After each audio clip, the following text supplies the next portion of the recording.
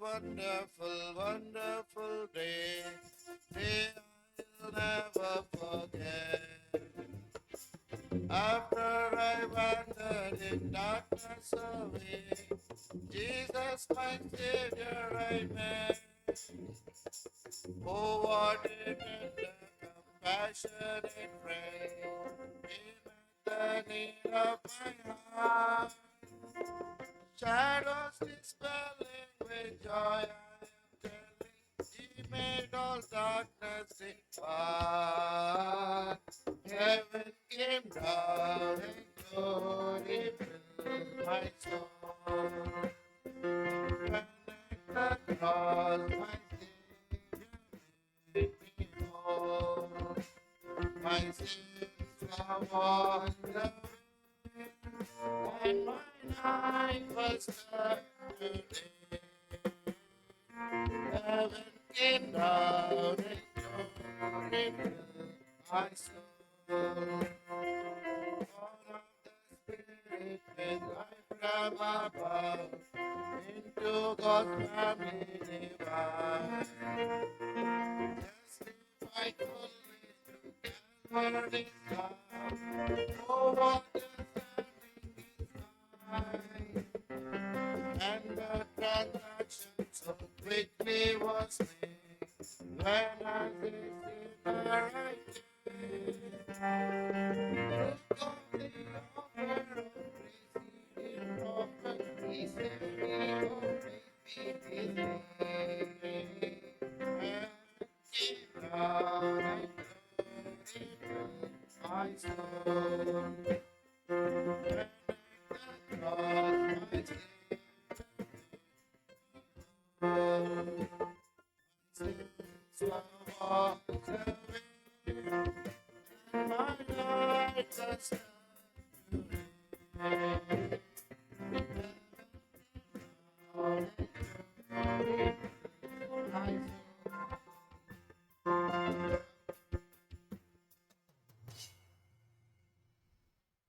పాట సంఖ్య 335, పాత పుస్తకాల్లో 332, 332. ధన్య ధన్య యేసు నామము, జయ జయ ప్రభునామం. 335 ఇన్ ద న్యూ బుక్స్. మన దగ్గర ఉన్న బుక్స్ లో 332, 332. ధన్య ధన్య యేసు నామం. కొత్త పుస్తకాలు అయితే 335.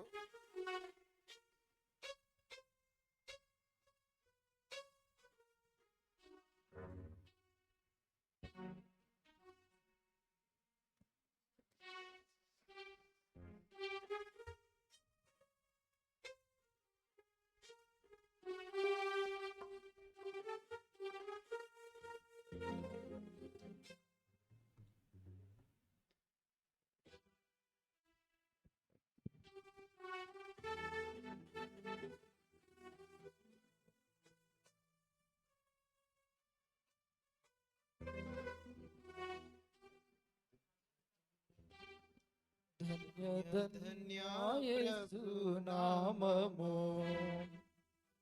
జయ జయ ప్రభు నామము. ధన్య ధన్య యేసు నామము, జయ జయ ప్రభు నామము.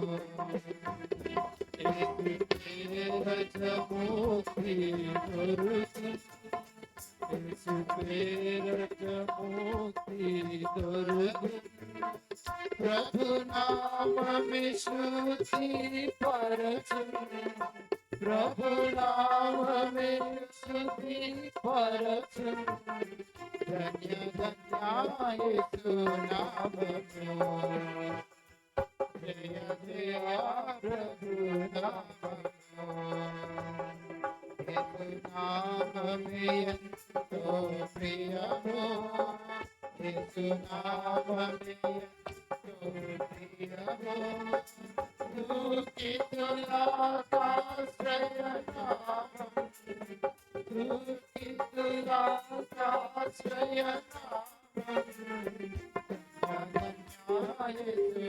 నామము, జయ జయ ప్రభు నామము. యేసు నామము జయ జయ ప్రభు నామము రమ్యమైనది యేసుని నామం రమ్యమైనది యేసుని నామం మనశాంతినిచ్చు నామం మనశాంతినిచ్చు నామం ధన్య యేసు నామము జయ జయ ప్రభు నామము ధన్య యేసు నామము జయ జయ ప్రభు నామము యేసు నామమే శక్తి కలది యేసు నామమే శక్తి కలది ప్రభు పేరున ప్రభు పేరున భూతము తొలగే యేసు నామము జయ జయ ప్రభు నామము ధన్య యేసు నామము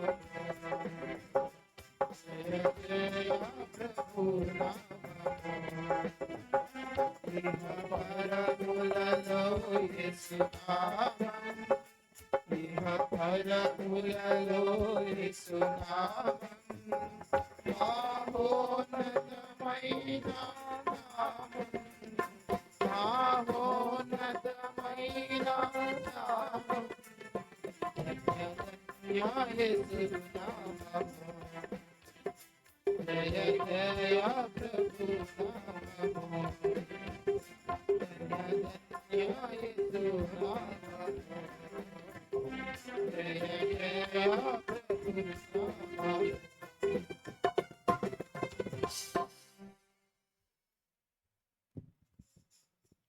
బుక్లో చేర్చబడిన పాటల్లో నుంచి 10వ పాట అండి. వర్ణింపలేను వివరింపలేను యేసయ్య నీవు నాకు చేసిన మేలు. పుస్తకంలో చివర చేర్చబడిన పాటల్లో నుంచి 10వ పాట ముందు పుస్తకంలో కూడా ఉంది. వర్ణింపలేను వివరింపలేను యేసయ్య నీవు నాకు చేసిన మేలు.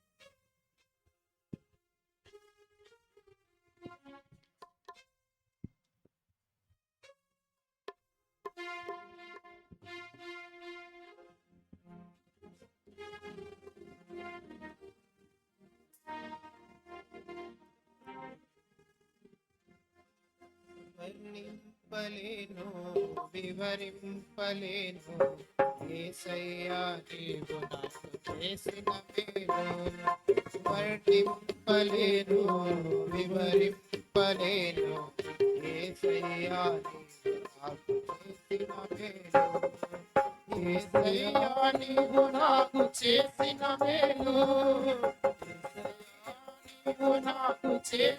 మేలు యేసయ్యా నీవు నాకు చేసిన మేలు యేసయ్యా నీవు నాకు చేసిన మేలు వర్ణింపలేను వివరింపలేను యేసయ్యా నీవు నాకు చేసిన మేలు వర్ణింపలేను వివరింపలేను యేసయ్యా నీవు చేసిన మేలు పాపినైన నా కొరకు ప్రాణమిచ్చినావు పాడైపోయిన నన్ను బాగు చేసినావు పాపినైన నా కొరకు ప్రాణమిచ్చినావు పాడైపోయిన నన్ను బాగు చేసినావు ఏమని వర్ణింపను ఎలా తీర్చను ఏమని వర్ణింపను ఎలా తీర్చను యేసయ్యా నీవు నాకు చేసిన మేలు యేసయ్యా నీవు నాకు చేసిన మేలు యేసయ్యా నీవు నాకు చేసిన మేలు యేసయ్యా నీవు నాకు చేసిన మేలు వర్ణింపలేను వివరింపలేను యేసయ్యా నీవు చేసిన మేలు వర్ణింపలేను వివరింపలేను వివరింపలేదు యేసయ్యా చేసిన మేలు తోడు లేక నీడ లేక తిరుగుచున్న నన్ను ఆదరించినావు ఓదార్చినావు తోడు లేక నీడ లేక తిరుగుచున్న నన్ను ఆదరించినావు ఓదార్చినావు ఏమని వర్ణింపను ఎలా ఏమని వర్ణింపను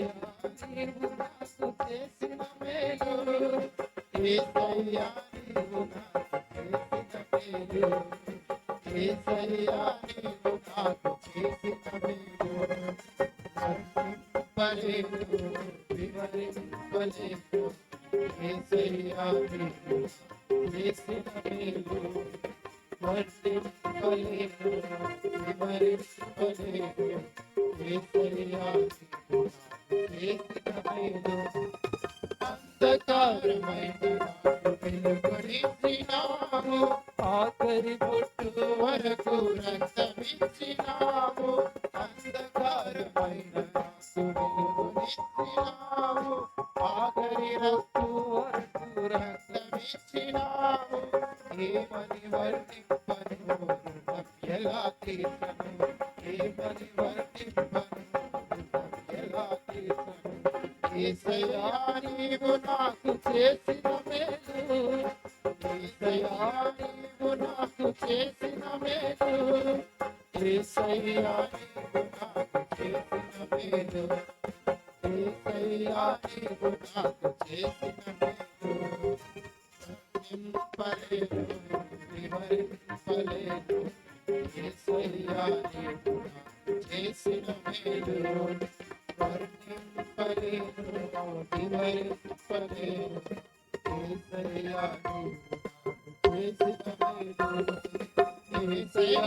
నీవు నాకు చేసిన మేలు యేసయ్యా నీవు నాకు చేసిన మేలు యేసయ్యా నీవు నాకు చేసిన మేలు యేసయ్యా నీవు నాకు చేసిన మేలు వర్ణింపలేను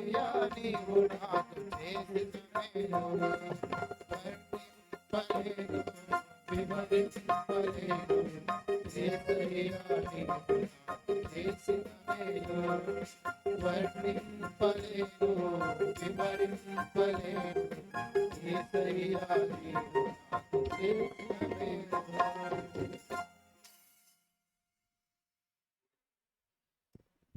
కూడిక అనంతరము కింద అందరికీ కూడా టీ సర్వ్ చేయబడుతుంది. ఈవినింగ్ మీటింగ్ 7 o'clockకి దయచేసి మరలా మరి అందరూ రావాలని ప్రేమతో మనవి చేస్తుంటున్నాం. ఒక పావుగంట ముందు కూడా మీరు రాగలిగితే మరి యవనస్తులు పాటలు పాడతారు, కొన్ని కొత్త పాటలు అవి కూడా నేర్చుకోవచ్చు. 6:45 నుంచి సింగింగ్ మరి మొదలవుతుంది. ఆ తర్వాత మరి దేవుని సేవకులు బైబిల్ స్టడీని కొనసాగిస్తారు.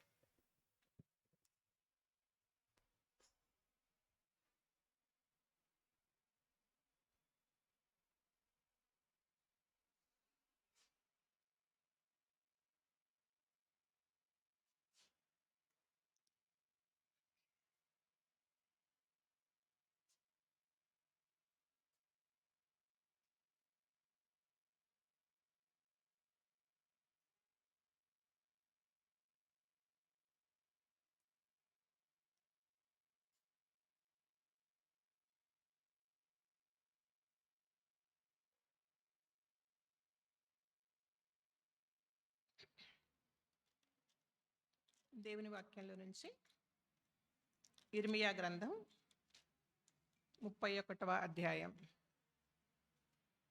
ఇర్మియా గ్రంథం 31వ అధ్యాయం 13వ వచనాన్ని అందరం కలిసి చదువుకుందాం.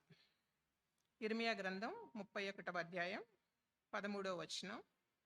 వారి దుఃఖమునకు ప్రతిగా సంతోషమిచ్చి వారి ఆదరించెదను, విచారము కొట్టివేసి నేను వారికి ఆనందము కలుగజేతును. గనుక కన్యకలను యవనులను వృద్ధులను కూడి నాట్యమందు సంతోషించెదరు. 4:30 వరకు కదా, 4:30 వరకు కదా.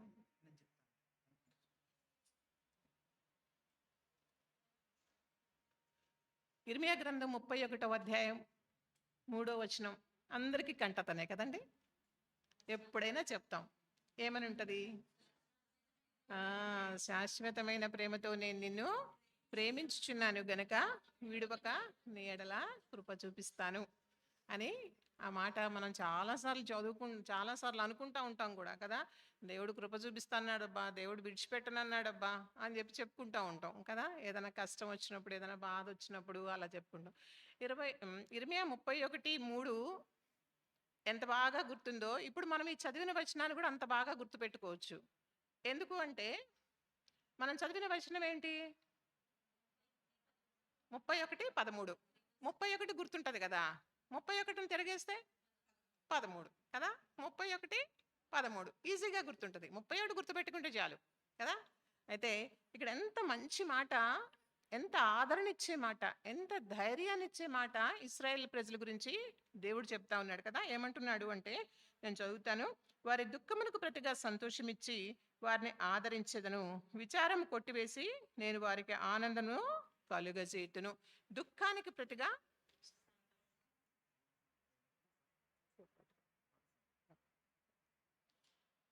కదా, దుఃఖానికి ప్రతిగా సంతోషం ఇస్తాడంట. విచారాన్ని కొట్టివేసి ఆనందిస్తాను, ఆనందాన్ని ఇస్తానండి. దాదాపుగా ఒకటే కదా. దుఃఖమన్నా, విచారమన్నా, బాధన్నా, కష్టమన్నా, ఇంకా ఇంకా పర్యాయ పదాలు ఎన్నైనా పెట్టుకోవచ్చు మనం. వాటి ప్లేస్లో సంతోషం, ఆనందం, ఇంకా మనకి ఇంకా మనకున్న జ్ఞానాన్ని బట్టి మనం ఆ పదాలు ఏమైనా చెప్పుకోవచ్చు కదా. అల్టిమేట్గా ఏంటి అంటే దుఃఖం, విచారంలో అట్లాగే ఉండిపోవటం దేవుని యొక్క ఉద్దేశం కాదు మన విషయంలో కదా. దేవుని సంకల్పం ఏంటి అంటే తన పిల్లలమైనటువంటి మనం సంతోషంగా ఉండాలా కదా. సంతోషంగా, ఆనందంగా ఉండాలి. మేలు చేసి ఆనందించే దేవుడు మన దేవుడు కదా. ఇర్మియా గ్రంథంలో చూస్తాం, వారి ఎడల మేలు చేసి ఆనందించే దేవుడు. అలాంటి దేవుడు మనకి దుఃఖాన్ని, విచారాన్ని ఎందుకు కలుగజేస్తాడు? కలుగజేయడు కదా. ఒకవేళ మనకి దుఃఖం, విచారం, బాధ, శ్రమ, ఇబ్బంది ఇలాంటివి ఏమైనా వచ్చాయి అని అంటే దానికి ఎవరు కారకులు అని మనం అనుకుంటామా? అస్సలు అనుకోం. ఏమనుకుంటాం? వాళ్ళు చూడు ఎంత బాగున్నారు, వీళ్ళు చూడు ఎంత బాగున్నారు, వాళ్ళు దేవుని నమ్మలా, మా తోడుకోడలు దేవుని నమ్మలా కదా. మా అత్తగారికి దేవుడు అంటేనే ఇష్టం లేదు అసలు.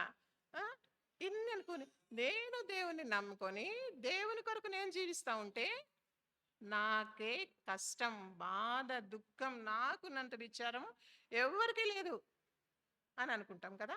నెహెమ్యా ఏమంటాడు?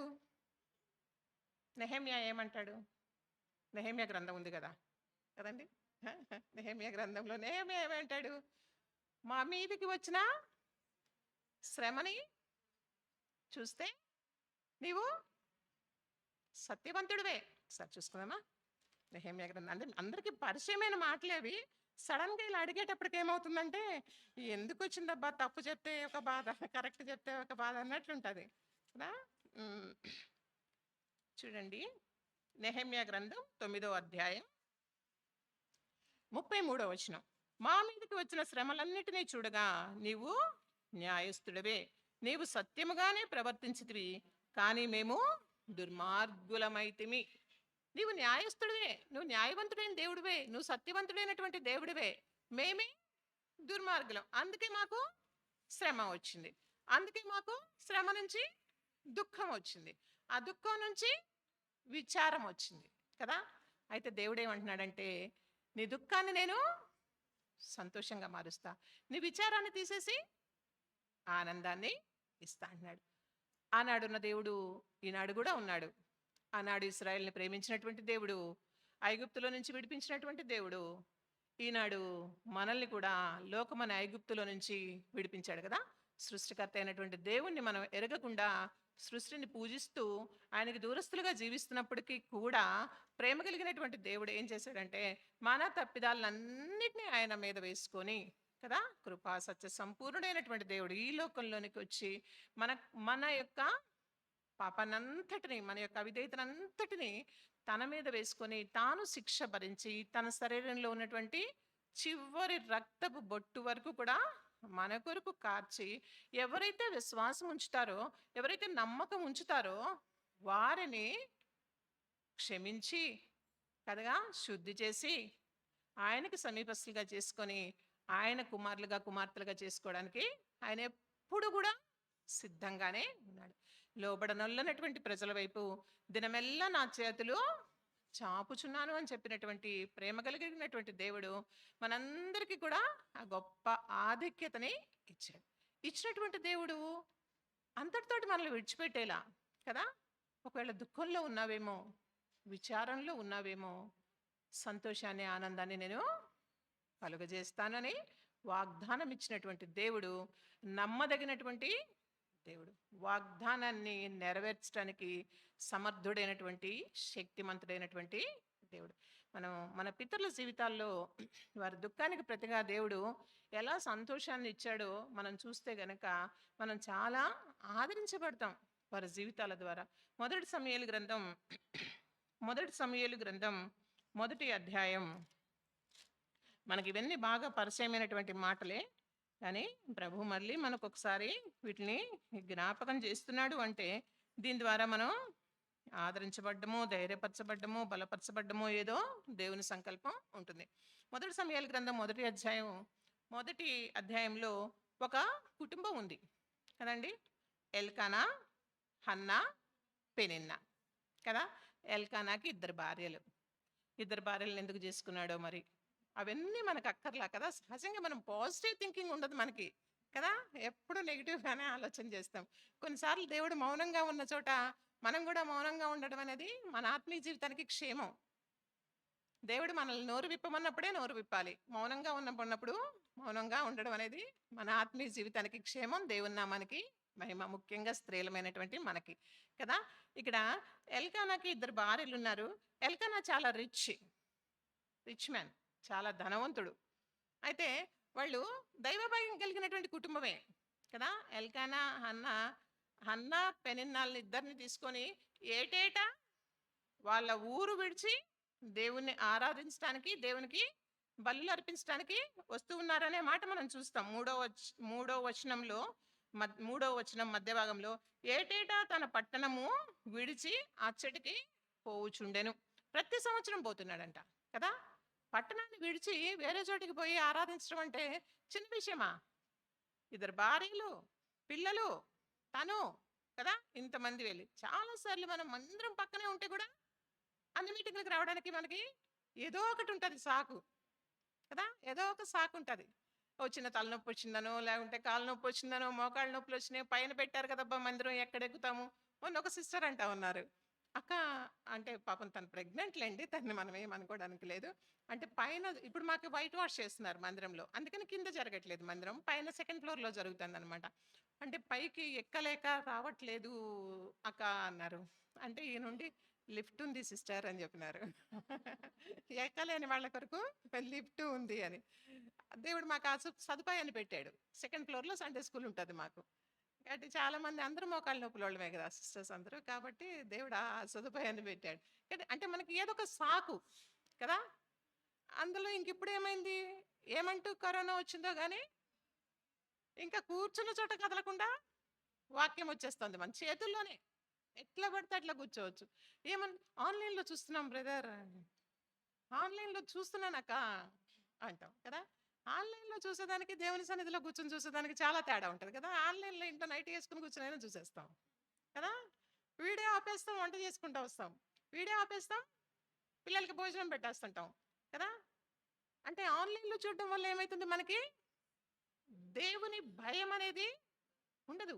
అదే దేవుని సన్నిధిలోకి వస్తే ఏదో తెలియని ఒకలాంటి భయం, అమ్మో ఇక్కడ దేవుడు ఉన్నాడు, ఇది దేవుని సన్నిధి, మనం మర్యాదగా భయభక్తులతో గౌరవంతో ఉండాలి అనే ఒక స్పృహ మనకి ఉంటుంది కదండి.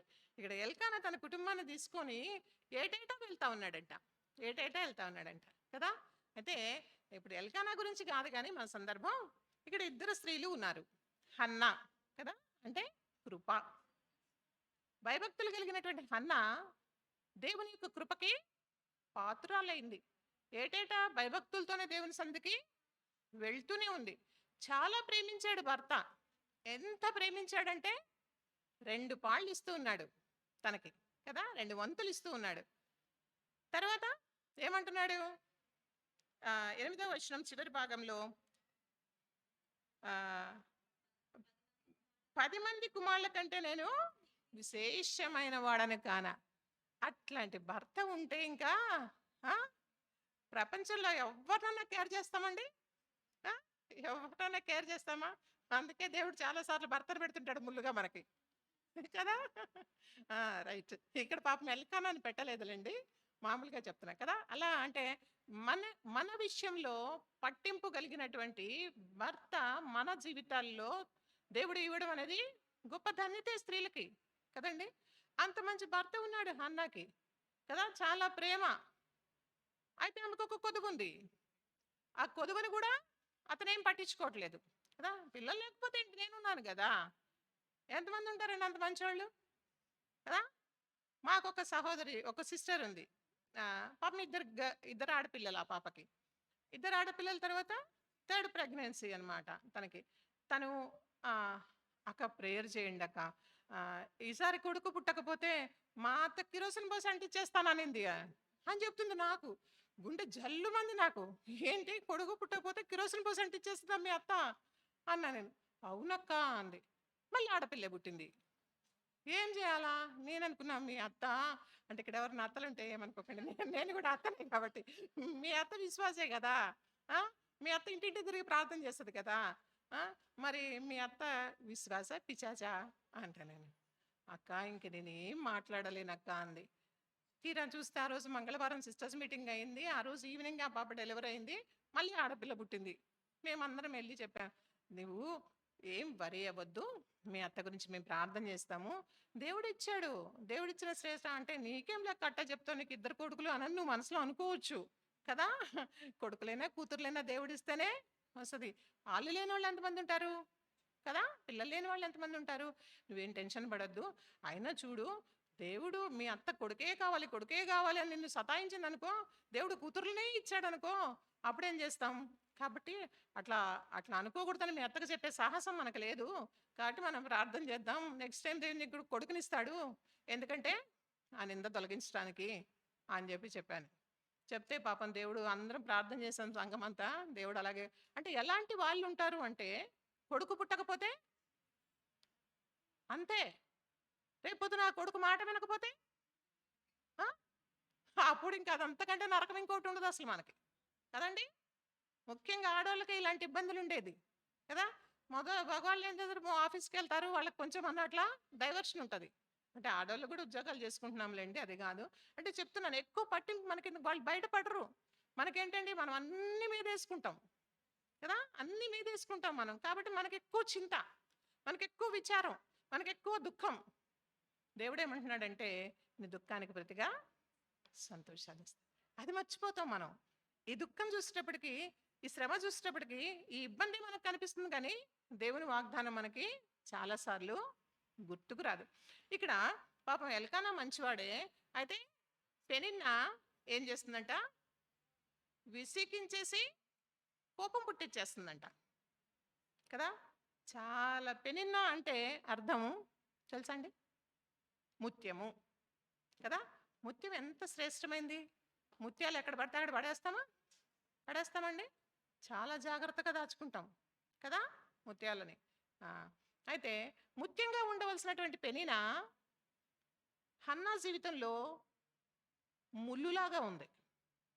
విసిగిస్తుందంట, కోపం పుట్టిస్తుందంట, కదా. కోపం పుట్టిస్తుందంటే సహజంగా ఏంటంటే, లోకంలో సామెత ఉంది కదా, భర్త కొట్టినందుకు కాదు కానీ తోడిగోడలు నవ్వినందుకు, కదండి.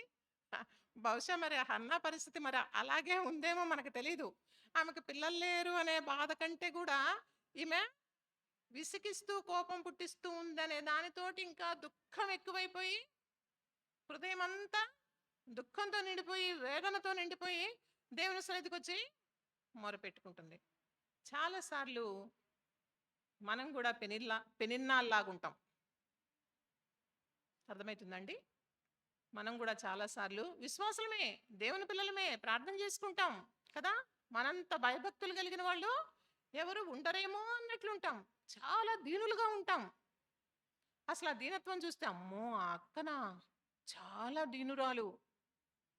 ఆ అక్క నోట్లోంచి మాట అసలు వినపడనే వినపడదు. అంత దీనంగా ఉంటది ఆ అక్క. కదా! మంచిగున్నంత సేపు దీనంగా ఉంటాం. మాట వినపడదు మన నోట్లోంచి ఎవ్వరికీ గూడా. కదా! కొంచెం తారుమారైందంటే మన దీనత్వం ఏంటో బయటకొస్తది. చాలా సార్లు అంటే ఆడోళ్ళం అట్ట ఒకళ్ళనొకళ్ళు చెప్పుకోకూడదులెండి ఆడోళ్ళ మీద. కానీ ఎందుకంటే చూడండి సహజంగా ఎక్కడైనా ఏ కుటుంబాలైనా కదా! కోడళ్ళకి మామగారులంటే మంచిగా ఉంటది. కదా! మామగారులంటే ఇష్టమంటే ఇక్కడెవరో చెప్తున్నారు. కదా! ఆ! ఇష్టమే ఉంటది. మామగారులను చూసుకుంటారు ప్రేమగా. కదా! మంచిగా అన్నీ వాళ్ళకి టైంకి ఇది చేస్తుంటారు. మరి భయంతోనో, లేకపోతే గౌరవంతోనో అంటే వాళ్ళు గూడా అట్లాగే ఉంటారులెండి మామగారులు గూడా. కదా! అత్త, కోడళ్ళకి అసలెప్పుడన్నా సరిపోద్దా? వాక్యంలోనే ఉంది కదా! అత్తకి, కోడలికి సరిపోదని. ఇక మనం మళ్ళీ ప్రత్యేకంగా చెప్పుకుంది. కానీ అట్లా ఉండగలిగితేనండి నిజమైనటువంటి దేవుని పిల్లలం మనం. నిజమైనటువంటి క్రీస్తు పిల్లలం. అత్తాకోడళ్ళకి అస్సలు సరిపోదు. కదా! మనం మన కోడల దగ్గర పెనిన్నాల్లాగున్నామా? హన్నాల్లాగున్నామా? చెప్పాను కదా! మనలో చాలామంది పెనిన్నాలుంటామని. మీరు కాదులెండి. మీరందరూ మంచివాళ్ళే.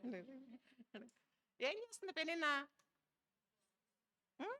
విసిగిస్తా ఉంది. కదండీ! విసిగిస్తుంది. కోపం పుట్టిస్తూ ఉంది.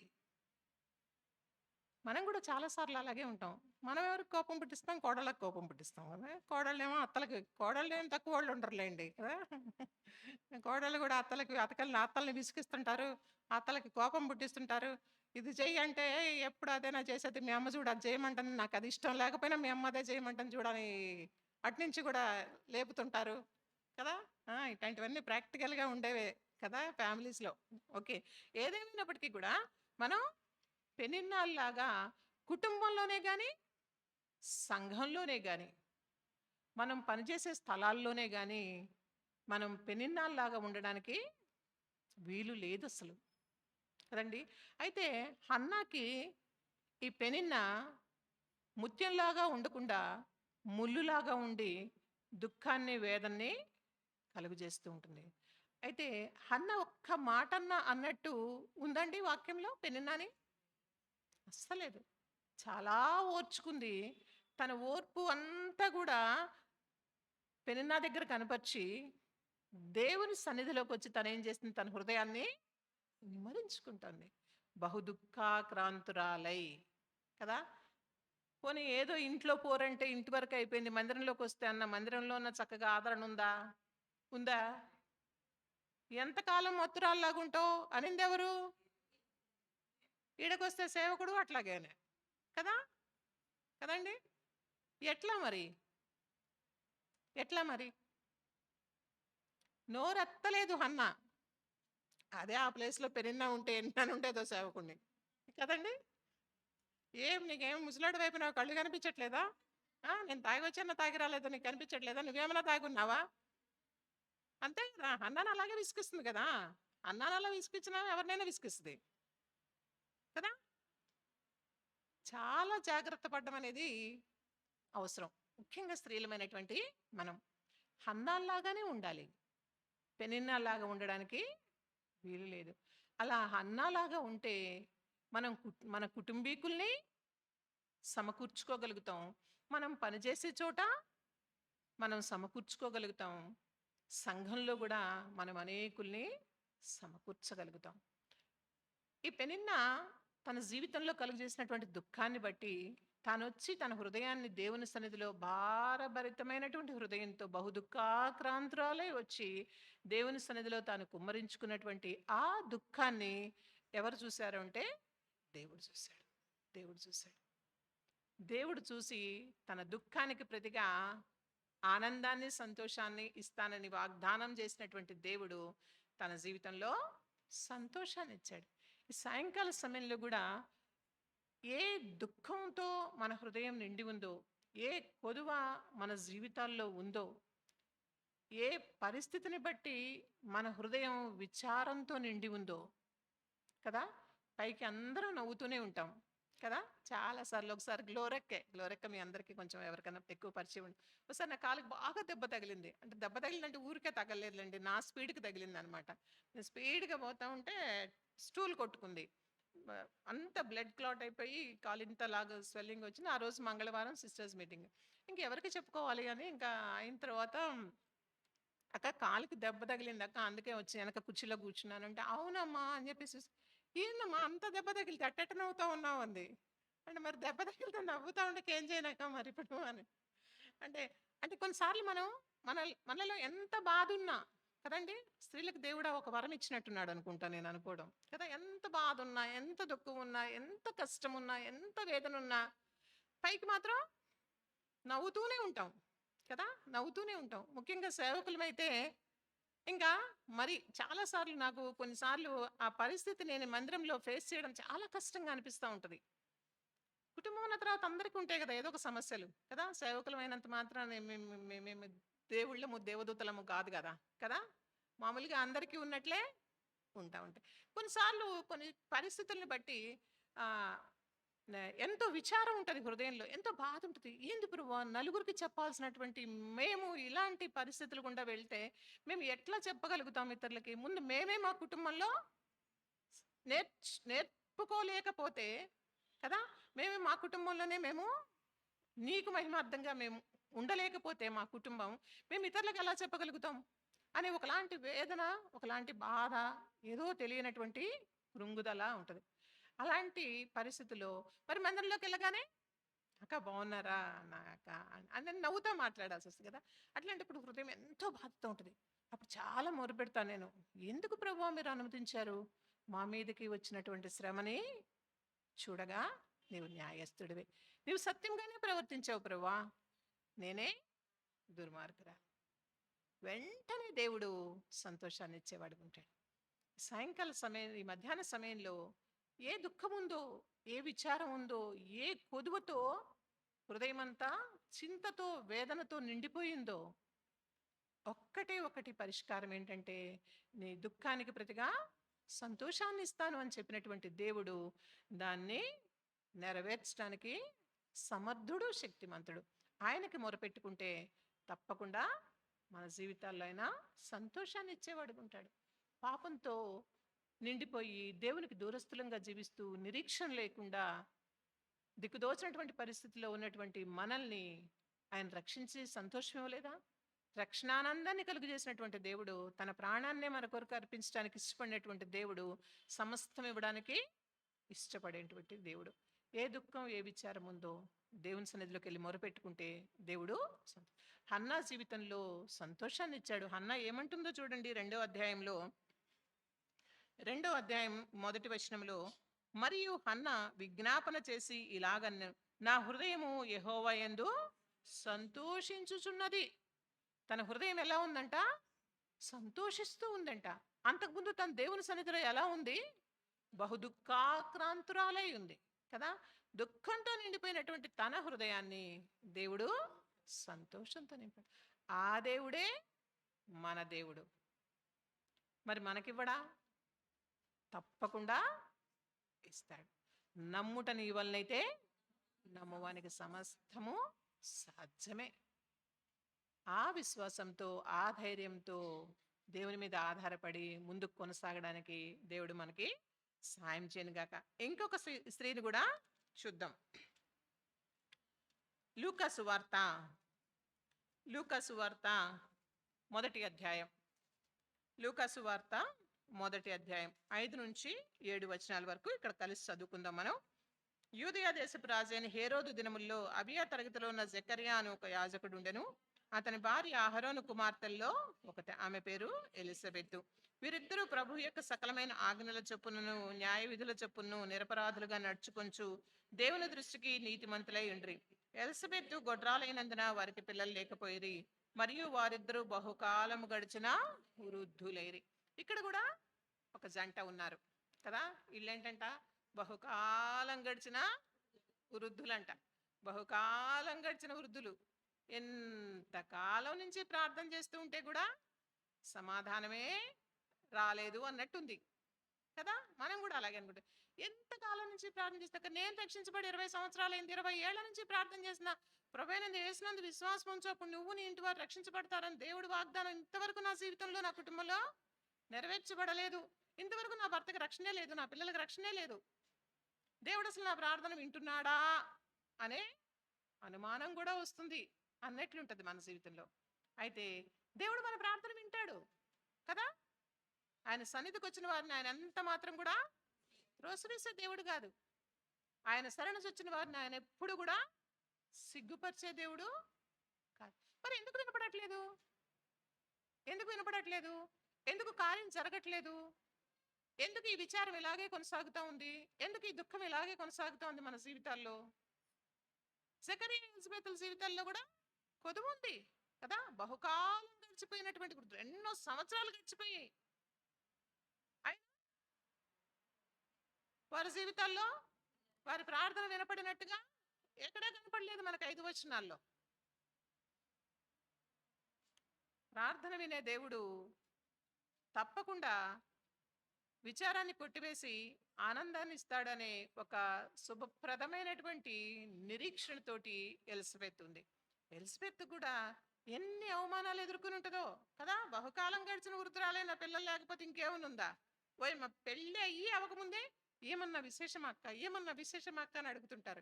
ఆ మాట పోయి మనం పిల్లల దగ్గర అన్నామనుకోండి, ఇలా అడుగుతున్నారు రా బాబు ఏమని అంటే, పొద్దున్నే బైబిల్ చదువుకున్నారో లేదా అడగకూడదా? అట్లా దాటిస్తారు మన పిల్లలు. అట్లా దాటిస్తారు మన పిల్లలు కదా మనల్ని. సహజంగా అది లోకంలో ఉండేదే కదా.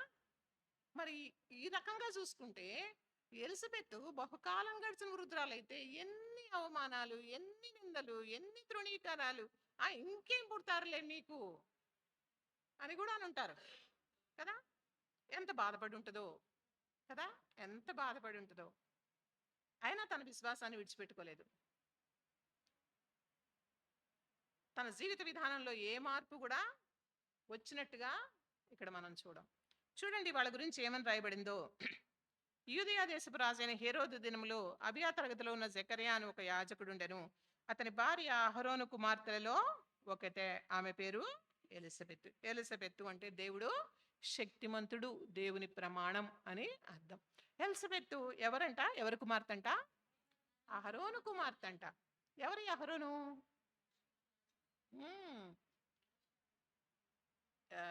ఎకోబేదు అమ్రాముల కుమారుల్లో ఒకడు. అంటే అతను చాలా నమ్మకంగా వాళ్ళ తమ్ముడి వెనక దేవుడు చెప్పినట్లుగా నడుచుకుంటూ వస్తూ ఉన్నాడు. అతని యొక్క నమ్మకత్వాన్ని చూసి దేవుడు అతనికి ఏం చేశాడండి? అతను నమ్మకంగా జీవిస్తున్నటువంటి జీవితాన్ని బట్టి దేవుడు అతన్ని ఏం చేశాడు? యాజకుడిగా చేశాడు కదండి. చూస్తామా ఒకసారి? చూడండి నిర్గమకాండం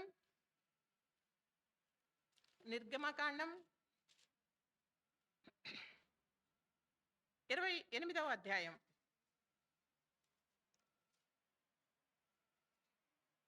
3వ వచనం. అహరోను నాకు యాజకుడగనట్లు నీవు అతన్ని ప్రతిష్ఠించుదువు. యాజకుడుగా చేయబడ్డాడు తాను.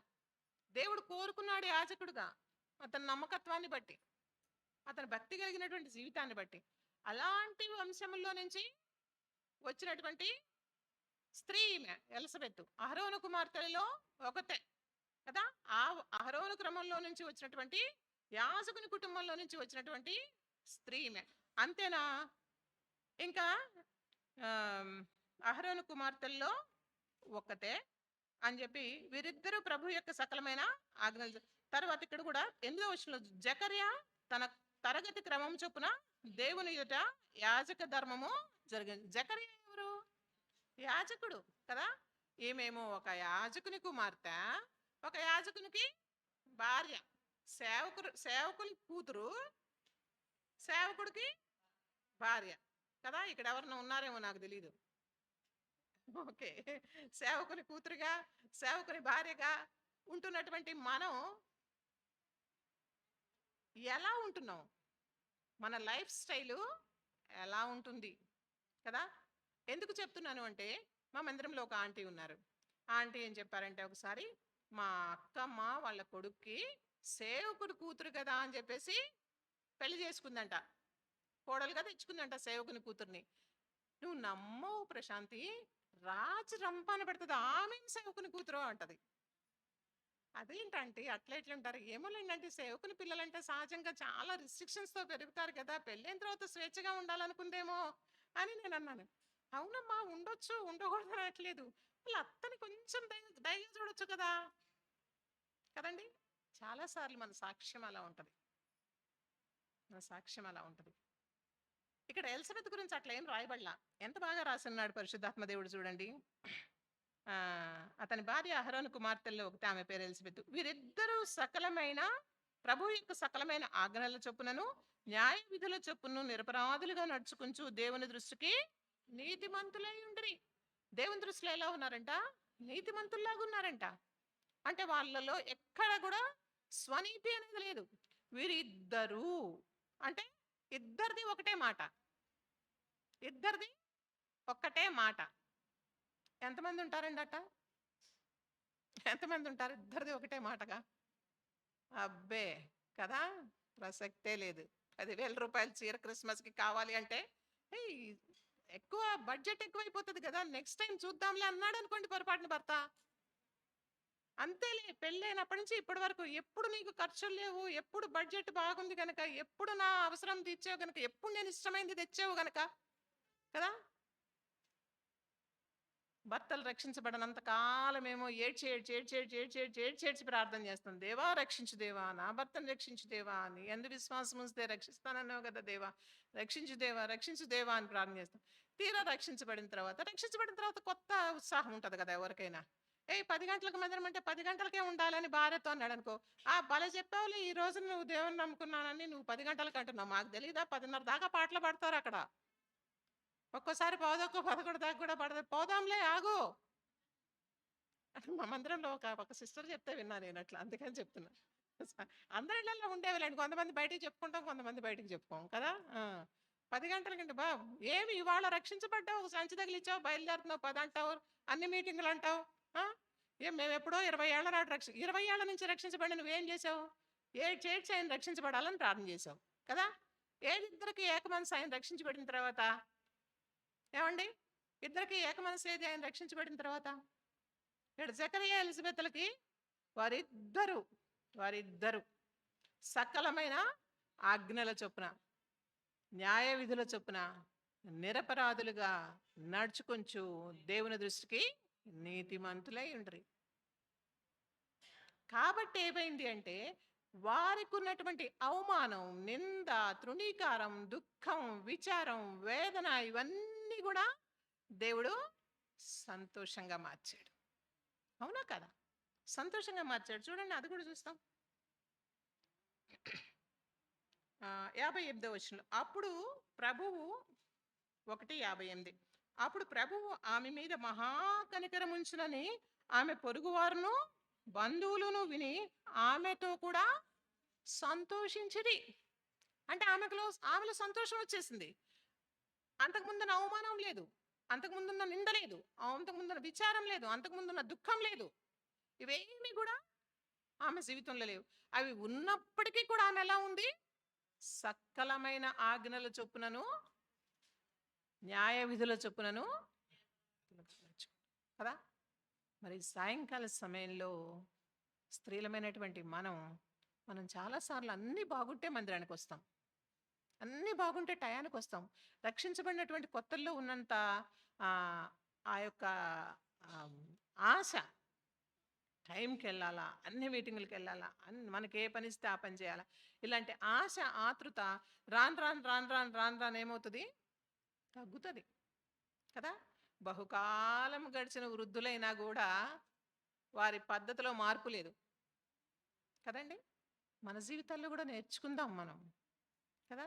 ఎన్ని బాధ్యతలక్క మీరు ఏం చెప్తారులే కానీ, ఎన్ని సర్దుకొని రావాలా ఆడవాళ్ళం అంటే, ఇంట్లో వంట చేసుకోవాలా, పిల్లల్ని రెడీ చేయాలా కదా, మనవాళ్ళని రెడీ చేయాలా, మనవరాళ్ళని రెడీ చేయాలా, ఈ అత్తగారిని రెడీ చేయాలి, ఆమెమో రమ్మంటే రాదు కదా. మనం అడిగి భూమి గుండ్రంగా ఉందని మన అదంతా అత్తగారి మీదకే పోతాయి కదా. మిగిలినవన్నీ పక్కకు పోతాయి కదండి. ఎన్ని ఉంటాయి, ఎన్ని ఉంటాయి కదా. ఇవన్నీ ఉన్నా కూడా ఇవన్నీ జకరియా ఎలిజబెత్లు కూడా ఉండవా అండి? యాజకుడు, సేవకుడు, మాకైతే 10 అంటే 10, అక్కడ ఎవరన్నా ఉండని ఉండకపోని, మీరు రండి రాకపోండి. నిజంగా చెప్తున్నానండి. అంటే మా మామగారి దగ్గర నుంచి ఆయన నేర్చుకున్నారు. ఆయన నుంచి మేము కూడా, మా పిల్లలు కూడా అలాగే రెడీ. అప్పటిదాకా అక్కడే కూర్చుని ఉంటారు. ఏమిరా రెడీగా అండి, రెడీగా రెడీ అవుతాంలే అంటారు. 10 గంటలకు అక్కడ వాళ్ళ డాడీ ప్రార్థన చేస్తుంటే మందిరంలో కూర్చుని ఉంటారు. వాళ్ళ కోసం ఎదురు చూసి చూసి నాకు లేట్ అవుతూ ఉంటుంది. లేట్గా వెళ్తే ఒక్కసారి ఏమంటారంటే, ఆరాధన వర్తమానం వినని వాళ్ళు ఆరాధన చేయకండి. ఓసారి నాకు ఇలాగే అయింది. 5 మంది వస్తున్నారు గెస్ట్లు. 5 మందికి వంట చేశాను. సామాన్యంగా లేటుగా పోను అస్సలు. 5 మందికి వంట చేశాను. తీరా నేను బయలుదేరబోతుంటే ఇంకొక 5 మంది వస్తున్నారంటే వాళ్ళ ఫ్రెండ్స్ ఎవరు అన్నారు. 5 మందికి 10 మందికి ఎట్లా సర్దుతాం? ఒకళ్ళిద్దరి కంటే సర్దుతాం. పోనీ మేము ఒక నలుగురు ఉన్నాం కాబట్టి, అయినా అంత కరెక్ట్గా పెట్టలేము కదా, తూచి తూచి పెట్టలేము కదా అనుకొని కొంచెం లేట్ అయింది. అప్పటికే ఆరాధన వర్తమానం అయిపోయింది. వెళ్ళాను అప్పటికే. ఆరాధన వర్తమానం వినని వాళ్ళు బల్లలో పాలు పంపులు పొందకండి అన్నారు. దేవుడా, ఇప్పుడు నేను చెయ్యెత్తితే చాలా మంది చూస్తారు కదా, నేను ఆరాధన వర్తమానానికి లేను కదా, ఇక్కడ బల్ల తీసుకుంటే ఒక బాధ. ఎందుకంటే అనౌన్స్ చేశారు కదా అక్కడ, ఆరాధన వర్తమానం వినని వాళ్ళు బల్ల తీసుకోకండి అని. తీసుకోకపోతే అయ్యో బల్ల తీసుకోలేదే అని నా హృదయంలో బాధ. ఏం చేయాలి దేవా నేను ఇప్పుడు అనుకొని, ఏమన్నా కానీ స్టేజ్ మీద నుంచి ఆర్డర్ వచ్చింది కదా, తీసుకోలేదు నేను. అక్కడికి వదిలేస్తే బాగానే ఉండేది నాకు. అయిపోయిన తర్వాత సేవకురాలకే చెప్పలేము టైంకి రమ్మనమని, ఇంకా మిగిలిన సంఘస్థులకి ఏం చెప్తాము? దేవా ఎందుకు ఈ పరీక్ష పరిశోధన నాకు అనుకుంటే, కరెక్టే మరి తను చెప్పింది కదా. నేనే లేటుగా వస్తే అంటే కొన్నిసార్లు ఉంటాయిలేండి కొన్ని పరిస్థితులు, అట్లాంటి ప్రతిసారి నేను దాన్ని చేయట్లేదు. అంటే ఒక క్రమం అనేది ఉంటుంది కదా సంఘంలో కదా, ఒక క్రమం అనేది ఉంటుంది. ఆ క్రమాన్ని వాళ్ళకి నేర్పించాలి అని అంటే ముందు మనం క్రమంగా ఉండాలి కదా. అట్లా చాలా స్ట్రిక్ట్ మాకు. ఎంత ఫ్రెండ్లీగా ఉంటారో అంత స్ట్రిక్ట్గా కూడా పరిచర్య, సంఘము, దేవుని విషయాల్లో అసలు కాంప్రమైజ్ అవ్వరు. ఇక్కడ జకరియా ఎలిజబెత్లు కూడా అలాగే ఉన్నారు కదండి. జకరియా ఎలిజబెత్లు కూడా అలాగే ఉన్నారు. కాబట్టి వారి ప్రార్థన దేవునికి వినబడింది. మన జీవితాల్లో కూడా అంతే. వాళ్ళ దేవుడు మన దేవుడు కాదా? వాళ్ళ ప్రార్థన విన్న దేవుడు మన ప్రార్థన వినడా? బహుకాలం గడిచిన వృద్ధులైనప్పటికీ కూడా ఎంత కాలం అన్నావని, ఎంత లేట్ అన్నావని తప్పకుండా వాగ్దానం చేసిన దేవుడు నెరవేరుస్తాడు. ఎప్పుడు నెరవేరుస్తాడు? వాగ్దానం చేసిన 25 సంవత్సరాలకి నెరవేర్చినటువంటి దేవుడు, మనం ఇవాళ ప్రార్థన చేసి ఆమెనట లేవగానే ప్రార్థన వినపడకపోతే దేవుడు నా ప్రార్థన వినలానేస్తాం అంతే మనం కదండి. ఎంత కష్టం. ఓసారి నేను ఇలాగే చెప్తూ ఉంటే, 25 సంవత్సరాలు అబ్రహాము ఎలా ఓర్చుకొని ఎలా ఇది ఉంటాడు, ఎన్నని ఉంటారు. ఆయన్ని అనడానికి ధైర్యం లేకపోతే పక్కన ఆమెనని ఉంటారు కదా. మగవాళ్ళు అనడానికి ధైర్యం చేయర్లేండి ఎవరైనా, ఆడవాళ్ళనే అనేస్తారు. పాపం ఎన్ని నిందలు పడిందో, ఎన్ని అవమానాలు, అయినా కూడా దేవుడు చేస్తాడు. మనం మన జీవితాలు ఇలా అనుకుంటుంటామంటే ఒక సిస్టర్ నవ్వుతాం. నవ్విన తర్వాత, సిస్టర్ మీరు ఈరోజు నా గురించే చెప్పారు అంటుంది. సిస్టర్ నేను మీ గురించి చెప్పలేదు సిస్టర్, దేవుడు తప్పకుండా మీ జీవితంలో, మీ కుటుంబ జీవితంలో కార్యం చేస్తాడు అంటున్నాను సిస్టర్. అంటే ఎన్ని సంవత్సరాలు అయింది సిస్టర్ అంటే, చూడండి సిస్టర్, దేవుని ఆలస్యాల వెనక గొప్ప ఆశీర్వాదం ఉంటుంది. దేవుడు ఆలస్యం చేశాడు అంటే దాని వెనక గొప్ప ఆశీర్వాదం ఉంటుంది. మనకు అర్థం కాదు. నేను కూడా దాదాపు 8 సంవత్సరాలు ప్రార్థన చేశాను మా అబ్బాయి కొరకు. 8 సంవత్సరాలు ప్రార్థన చేశాను. ఏంది దేవా ఎందుకు ఈ ముళ్ళు పెట్టావు అని దేవుణ్ణి అడగడానికి కూడా ధైర్యం లేదు. ఎందుకంటే చెప్పానుగా, మన మీదకి వచ్చిన శ్రమని చూస్తే నువ్వు న్యాయవంతుడు, నువ్వు చేస్తావు ప్రభా, వాగ్దానం చేసిన దేవుడు చేస్తావు, సమాధానకర్తగా ఉంచుతానన్నావు కదా, పుట్టబోయే కుమారుడు సమాధానకర్తగా ఉంటాడని ఇచ్చావు కదా, ఇస్తావు, చేస్తావు. సకలమైన ఆజ్ఞల చొప్పున, న్యాయ విధుల చొప్పున నిరపరాధులుగా నడుచుకుంటూ దేవుని దృష్టికి నీతిమంతులంగా ఉంటే మన దుఃఖాన్ని తీసివేసి, మన విచారాన్ని కొట్టివేసి ఆనందాన్ని, సంతోషాన్ని ఇచ్చేది. సాయంకాల సమయంలో ఆయన మనకి వాగ్దానం చేశాడు కాబట్టి దాన్ని నెరవేరుస్తాడు కాబట్టి ఏ విషయంలో కూడా మనం చింతపడాల్సిన అవసరమే లేదు. ఉంటుంది మనుషులంగా, చింత ఉండదా, బాధ ఉండదా? నేను చెప్పాను కదా, మనకి లేకపోతే లేకపోయింది, ఎదుటోళ్ళకు ఉందని అదొక బాధ ఉంటుంది కొన్నిసార్లు. ఆ? వాళ్ళు ఏమన్నా అనుకుంటారేమోనని చింత ఉంటుంది ఒక్కసారి, వాళ్ళు ఏమన్నా అడుగుతారేమోనని చింత ఉంటుంది ఒక్కసారి. ఇట్లాంటివన్నీ ఎన్నో ఉంటాయి మనకి. వీటన్నిటికంటే మించినటువంటి శక్తిమంతుడైనటువంటి దేవుడు మనకున్నాడు. మృతతుల్యమైనటువంటి శరీరంలో నుంచి జీవాన్ని తీసుకొచ్చినటువంటి దేవుడు మన జీవితాల్లో కూడా జీవాన్ని ఇచ్చేటువంటి దేవుడు మనకున్నాడు. ఈ ధైర్యం, ఈ నిరీక్షణ మనకి ఉంటే, ఈ విశ్వాసం మనకుంటే మన జీవితాల్లో మనం గొప్ప కార్యాలు చూస్తాం. కాబట్టి సాయంకాల సమయంలో మన దుఃఖానికి ప్రతిగా సంతోషాన్ని ఇస్తానన్నటువంటి దేవుణ్ణి, మన విచారాన్ని కొట్టివేసి ఆనందాన్ని ఇస్తానన్నటువంటి దేవుణ్ణి యందు విశ్వాసం ఉంచి ముందుకి కొనసాగే వారంగా ఉండాలి. నేను కూడా ఒకానొక సమయంలో నిరీక్షణ లేకుండా ఉంటే, సృష్టికర్త అయినటువంటి దేవుణ్ణి ఎరగక సృష్టిని పూజిస్తూ ఉన్నాను. యేసుప్రభు అంటే ఎవరో తెలియదు నాకు. అసలు క్రిస్టియన్ అనే వాళ్ళు అంటే వాళ్ళు ఎట్లా ఉంటారో అనే ఒకలాంటి అవివేకంతో జీవిస్తున్నటువంటి నేను. మా ఊరికి వెళ్తే, పల్లెటూరికి అంటే సెలవులకి ఊరు వెళ్తే, మా కనుచూపు మేరలో ఎక్కడ కూడా క్రిస్టియన్స్ కనపడేవాళ్ళు కాదు. అలాంటి వాతావరణంలో పెరిగాను నేను. మా తల్లిదండ్రులకి మేము 3 సంతానం. నాకు ఒక అక్క, ఒక తమ్ముడు ఉన్నారు. నేను రెండవ దాన్ని. అయితే నిప్పుని కూడా నీళ్లతో కడుగుతారు అంటారు చూడు, అలాంటి నిష్ట కలిగినటువంటి ఒక హైందవ కుటుంబంలో నేను జన్మించాను. నా తల్లిదండ్రులు చాలా మా నాన్నగారికి మంచి ఉద్యోగం ఉంది. ఎల్ఐసి బ్రాంచ్ మేనేజర్గా మా నాన్నగారు ఉద్యోగం చేసేవాళ్ళు. ఆయన చదువుతో పాటు, ఆయన ఉద్యోగంతో పాటు ఆయనకి త్రాగుడు అలవాటు కూడా అలవాటైంది ఫ్రెండ్స్ తోటి. అయితే మా అమ్మగారు వాళ్ళ తల్లిదండ్రులకు ఒక్కతే కుమార్తె. చాలా ఆస్తివంతులు వాళ్ళు. చదువుకున్న అల్లుడు కదా, ఈ ఆస్తి అంతా పిల్లలకు ఉంటే ఉద్యోగంతో వాళ్ళు వాళ్ళ జీవనాన్ని కొనసాగించుకుంటారు అని మా నాన్నగారినిచ్చి మా అమ్మగారికి చేశారంట.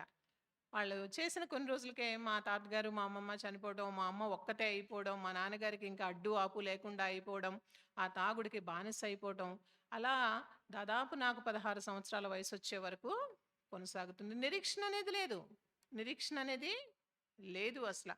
బాగవుతారు, మారతారు అనేది లేదు. చెయ్యని పూజలు లేవు, తిరగని గుళ్ళు లేవు. అలా జీవిస్తూ ఉన్న సమయంలో ఒకానొక రోజున ప్రభు మా నాన్నగారిని దర్శించారు. మా ఇంటి ఎదురుగా ఉండేవాళ్ళు మా కోసం ప్రార్థన చేస్తూ ఉండేవాళ్ళంట. మేమనుకునే వాళ్ళం, వీళ్ళకేం పనిలే పాటలే, పొద్దున ఏడ్చేసి ప్రార్థన చేస్తారు, సాయంకాలం ఏడ్చేసి ప్రార్థన చేస్తారు, మన ఇంటి వైపు చూస్తుంటారని మేము అనుకుంటుండేవాళ్ళం. కనీసం తలెత్తి కూడా వాళ్ళ ఇంటి వైపు చూడకుండా అలా వెళ్ళిపోతూ ఉండేవాళ్ళు. అలా జరుగుతూ ఉన్న దినాల్లో ఒకరోజు మా నాన్నగారిని దేవుడు దర్శించాడు. ఆ రోజు ఆయన తాగలేదు, ఆయన బాగున్నారు కదా అని మా అమ్మగారు సినిమాకి వెళ్ళి వస్తాను, మనశ్శాంతిగా ఉంది కదా కొంచెం అని వెళ్ళారు. మేము ఇంట్లోనే ఉన్నాం. మా తమ్ముడిని కూడా తీసుకుని వెళ్ళారు. నేను మా అక్క ఇంట్లోనే ఉన్నాం. ఆయనకి భయం వేస్తూ ఉంది. ఆ కిటికీలోంచి ఎవరో వచ్చేస్తున్నారు ఆయన చంపడానికి కత్తులు పట్టుకొని అనే ఒక అలాంటి భయంతో ఆయన గట్టిగా అరుస్తూ ఉన్నారు. మేమన్నాం, నాన్న అమ్మ కూడా లేరు కదా, మీరు అట్లా చేయకండి, మీకు తాగాలనిపిస్తే తాగేసిరండి, అంతేగాని మీరు ఇట్లా న్యూసెన్స్ చేయకండి అని చెప్తూ ఉన్నాం. ఈ లోపల ఎదురింటి వాళ్ళు వచ్చారు. వచ్చి, మేము మీ నాన్నగారికి ప్రార్థన చేస్తామమ్మా అంటే, మా అమ్మగారు లేరండి, మా అమ్మగారు వచ్చాక రండి అని చెప్పారు. మా అమ్మగారు వచ్చారు వాళ్ళు. మేము ప్రార్థన చేస్తామండి మూర్తి గారికి అని చెప్పేసి వాళ్ళు చెప్తే, మా అమ్మ ఉండి, మంత్రాలకి చింతకాయలు రాలవండి, మేము చాలా పూజలు చేశాము, అవేవి జరగంది ఈరోజు మీ ప్రార్థనకు జరుగుతుందా అంటే, అలా అనకండి అమ్మా, మేము ప్రార్థన చేస్తాము అని వాళ్ళు ఎంతో రిక్వెస్టింగ్ అడిగారు.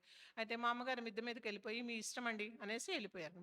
వాళ్ళు పాపం ఏమాత్రం కూడా అలా తృణీకరించామనే ఇది కూడా లేకుండా వాళ్ళు లోపలికి వచ్చి ప్రేయర్ చేశారు. రాత్రి మా నాన్నగారు భోంచేసేసి పడుకున్నారు.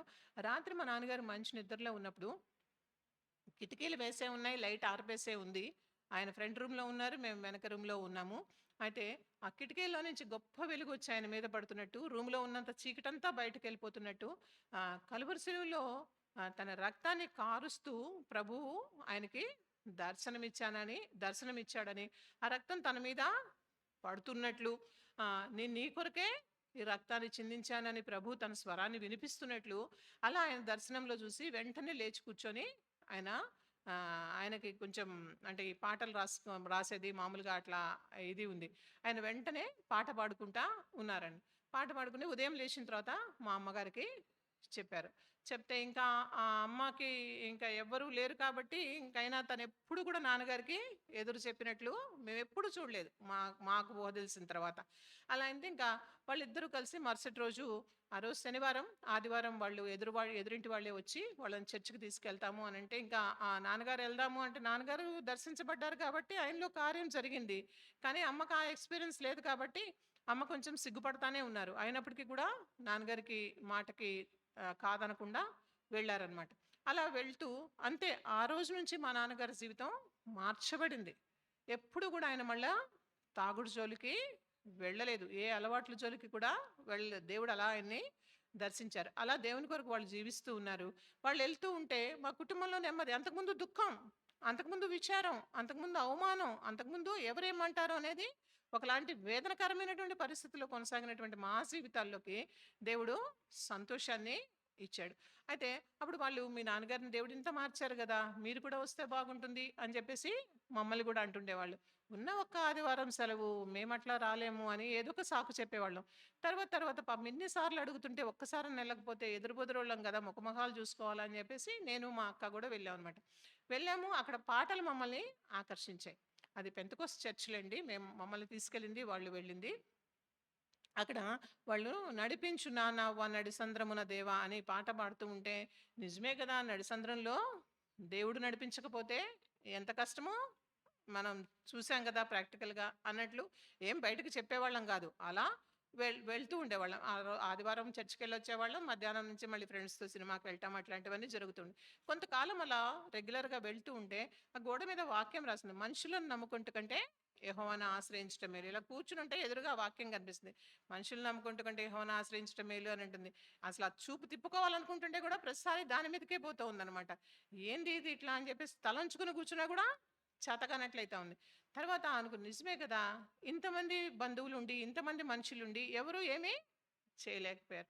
ఆయన ఆశ్రయించకపోయినా సరే, ఆయన మన జీవితాల్లో దొరికాడు అని చెప్పేసి అప్పటి నుంచి కొంచెం ఇంట్రెస్ట్ పెట్టి వాక్యం వినడం అట్లా చేస్తూ తర్వాత ప్రభు మన కొరకు మనకి అద్భుతాలు చేయడం మాత్రమే కాదు, అందుకొరకే కాదు, మన పాపాల నిమిత్తం ప్రాణం పెట్టి కలువరి శిలువలో రక్తాన్ని కార్చినటువంటి దేవుడు, ఆయన సృష్టికర్త అయినటువంటి దేవుడు ప్రతి మానవుని యొక్క పాప పరిహారార్థమైన రక్తాన్ని చిందించాడు అని ఒప్పుదలలోకి వచ్చిన తర్వాత మేము మా అమ్మ, మా నాన్నగారు, మా అక్క, నేను నలుగురం కూడా ఒకేసారి బాప్తిస్మ సాక్ష్యం ఇచ్చామనమాట. ఆ తర్వాత ఇంకా అన్యజనాంగం నుంచి వచ్చిన తర్వాత ఉండే సమస్య అదే కదా! పొద్దున బ్రదర్ కూడా చెప్తున్నారు కదా! వివాహాల దగ్గరికి వచ్చేటప్పటికి ప్రాబ్లమ్ అయితది. అయితే అట్లా మరి అప్పుడు నాన్నగారు ఆఫీస్‌లో వాళ్ళన్నారు, "ఏమి నీకు అమెరికా నుంచి ఏమైనా డబ్బులొస్తున్నాయా ఏంటి? ఏదో క్రైస్తవ మతం తీసుకున్నావంట, అప్పటి నుంచి బాగున్నావంట" అని అంటుండేవాళ్ళంట. అంటే అట్లా ఏం లేదండి. దేవుడు యేసుప్రభు నన్ను దర్శించాడు అని ఆయన సాక్ష్యం చెప్తూ ఉండేవాళ్ళంట. పెళ్ళిళ్ళ దగ్గర మరి పిల్లలకి పెళ్ళిళ్ళు ఎలా చేస్తావు అనేవాళ్ళంట. దేవుడే చూసుకుంటాడు అనేవాళ్ళంట మా నాన్నగారు.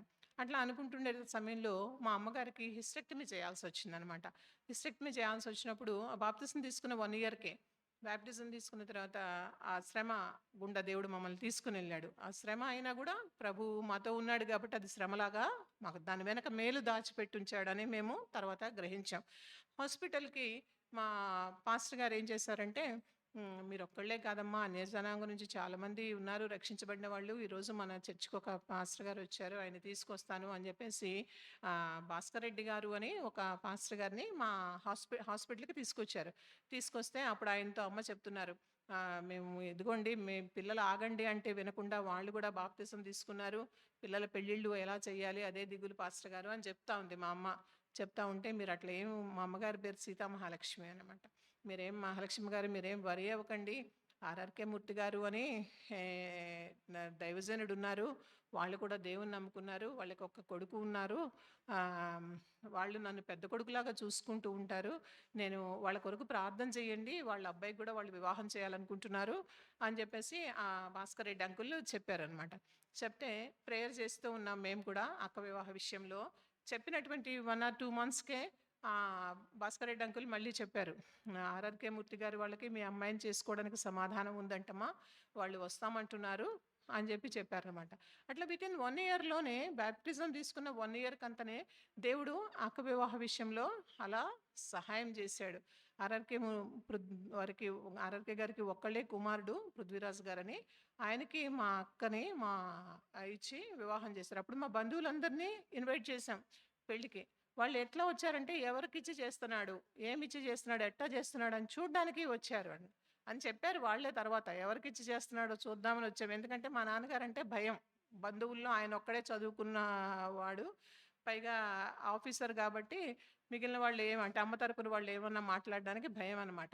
కాబట్టి అట్లా ఏమన్నా భయం అయితే ఇంకేం మాట్లాడలేం కదా, వచ్చి చూసి వెనక మాట్లాడుకోవాల్సిందే కదా, అట్లా అనుకుని వచ్చామని. అట్లా వచ్చి చేసిన తర్వాత దేవుడు తన నామ మహిమార్థంగా అక్క వివాహాన్ని జరిగించుకున్నాడు. ఆ తర్వాత నా వివాహ విషయానికి వచ్చేటప్పటికి కూడా చాలా ప్రేయర్ చేస్తూ వచ్చాం. మా దేవుని నమ్ముకున్న వాళ్ళు ఎవరైనా పర్వాలేదు అనేది మా సిద్ధాంతం. అట్లా ఉంటున్న టైంలో హెబ్రోన్‌లో కళ్యాణక్క ఉన్నారు. ఈ టైంలో మా నాన్నగారికి గురజాల అనే ప్లేస్‌కి ట్రాన్స్‌ఫర్ అయిందనమాట. అక్కడ మీటింగ్‌కి వచ్చారు కళ్యాణక్క. కళ్యాణక్క వచ్చినప్పుడు అప్పుడు నాన్నగారు చెప్పారు, పెద్ద పాపకి వివాహం అయిందండి, చిన్న పాప వివాహ విషయంలో కూడా ప్రార్థన చేయండి సిస్టర్ అని చెప్పారు. అంతే, ఇంక అక్కడికి మర్చిపోయాం. తర్వాత మళ్ళీ 3 ఇయర్స్‌కి మళ్ళీ ట్రాన్స్‌ఫర్ అయ్యి మేము విజయవాడకి వచ్చేసాము. వచ్చిన తర్వాత అప్పుడు బెంజమిన్ అంకుల్ ఒక రోజు మార్నింగ్ మా నాన్నగారికి, మేము బెంజమిన్ కర్మేల్ ప్రార్థనా మందిరానికి వెళ్ళేవాళ్ళం, బెంజమిన్ అంకుల్ వాళ్ళ మందిరానికి. అప్పుడు ఒకరోజు అంకుల్ వచ్చి కర్నూలులో అరవిందం గారని సేవ చేస్తున్నారమ్మా, వాళ్ళ పెద్ద కుమారుడికి వివాహం చేయాలనుకుంటున్నారంట కదా, మీరు కూడా మీ అమ్మాయికి వివాహం చేయాలనుకుంటున్నారు కాబట్టి ప్రార్థన చేయండి అని చెప్పారనమాట. చెప్పి ఆ అంకుల్ ఒక వచనం చదివి వెళ్ళారు. ఇది యెహోవా వలన కలిగిన కార్యము, ఇది అవునని కానీ కాదని కానీ చెప్పజాలము అని చదివి వెళ్ళారనమాట వాక్యం. చదివేటప్పటికి ఆ ఒక్క మాటే నేను తీసుకున్నాను. అప్పుడు దాకా దేవుని చిత్తం కొరకు కనిపెట్టాలి, ఇలాంటివన్నీ అంత ఆత్మీయమైనటువంటి ఎదుగుదల మాకు లేదు. దేవుని నమ్ముకునే అప్పటికి ఒక 5-6 సంవత్సరాలు అయితే ఉందన్నమాట. కాబట్టి దైవజనుడు వచ్చి చెప్పాడు, ఇది యెహోవా వలన జరిగిన కార్యం, అంతే, ఓకే, ఇంకా ఏం మాట్లాడకూడదు అని తీర్మానం చేసుకున్నాను నేను. తర్వాత మా తల్లిదండ్రులు వాళ్ళు ప్రార్థన చేశారు, అంకుల్ వాళ్ళు ఆంటీ వచ్చారు. వచ్చి వెళ్ళిన తర్వాత దేవుడు మాకు సమాధానం ఇచ్చాడు మీ అమ్మాయి విషయంలో అన్నారు. అట్లే 1 మంత్లో దేవుడు నా వివాహాన్ని కూడా డేవిడ్ అరవిందం గారితోటి జరిగించాడు. తర్వాత దేవుడు మాకు 2 పిల్లల్ని కూడా బహుమానాలుగా ఇచ్చాడు, 2 కుమారుల్ని. పెద్ద బాబు ఇవాన్స్ ప్రభుచరణ్, తను కూడా చిన్న వయసులోనే రక్షించబడ్డాడు. రెండో వాడు గిఫ్టీ అరవింద్ అని చాలాసార్లు యూట్యూబ్లో పాటలు అవి వస్తూ ఉంటాయి. మొన్నటిదాకా మాతోనే పరిచయలో సహకరిస్తూ వచ్చాడు. తనకి దేవుడు సేవకి పిలిపిచ్చాడు. ఇచ్చిన తర్వాత మూడీ బైబిల్ కాలేజ్ చికాగోలో దేవుడు తనకు సీట్ కూడా ఇచ్చాడు థియాలజీ చేయడానికి. మొన్న ఆగస్టు 3నే వెళ్ళాడు. మా పెద్ద బాబు కూడా 2018లో వివాహం దేవుడు నిర్ణయించాడు. సుష్మా మా కోడలి పేరు. వాళ్ళిద్దరూ కూడా సియాటిల్లో ఉంటారు. వాళ్ళిద్దరూ సాఫ్ట్వేర్స్. ఇది మా కుటుంబం. అయితే దేవుని నమ్ముకున్న తర్వాత నాకు ఒక చిన్న ఆశ ఉంటుండేది. ఇప్పుడు దాకా నమ్మినటువంటి దేవుళ్ళు అనబడే వాళ్ళు ఎవరు కూడా మాట్లాడలేదు కదా. ఈయన మాట్లాడే దేవుడు కదా.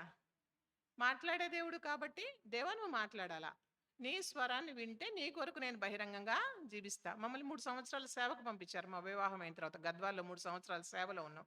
అప్పుడు కూడా నాకు ఉండేది, దేవా నువ్వు మాట్లాడే దేవుడు అంట, నీ స్వరం వినాలా, నీ స్వరం వింటే నీ కొరకు నేను బహిరంగంగా జీవిస్తా అనే తీర్మానం అనే ఇదితోటి ప్రార్థన చేస్తూ ఉండేదాన్ని. అలా కొన్ని సంవత్సరాలు ప్రార్థన చేసిన, దాదాపు 10 సంవత్సరాలు ప్రార్థన చేసిన తర్వాత దేవుడు తన స్వరాన్ని నాకు వినిపించాడు. నా కృపలో నీవు నడిచిపోతావు అని. ఆ స్వరాన్ని విన్న తర్వాత నాకు వెంటనే మెలకువ వచ్చింది. మెలకువ వచ్చిన తర్వాత కూడా నేను విన్నాను, అయినా నాకు నమ్మబుద్ధి కాల. ఏంటి తెల్లారిపోయింది, బయట ఎవరన్నా మాట్లాడుకుంటున్నారేమో అనుకున్నాను. అనుకుని వెళ్ళి తలుపు తీసి చూస్తే ఒక పక్కన భయం వేస్తోంది. తలుపు తీసి చూస్తే ఎవరూ లేరు.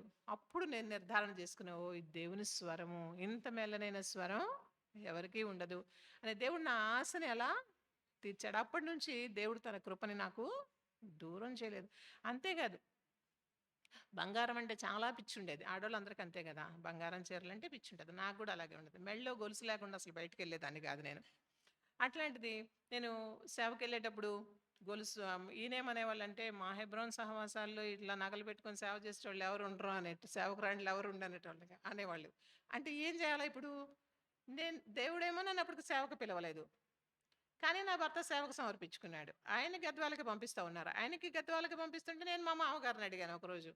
మా మామయ్య గారు బాగా ఫ్రెండ్లీగా ఉండేవాళ్ళు నాతోటి. చెప్పాను కదా! మామయ్య గారులు అందరూ అట్లాగే మా మామయ్య గారు ఆయన అందరితో ఫ్రెండ్లీగా ఉండేవాళ్ళు. నాతో కూడా ఎవరు ఆయన ఎదురుగా వచ్చి మాట్లాడడానికి ధైర్యం ఉండదు.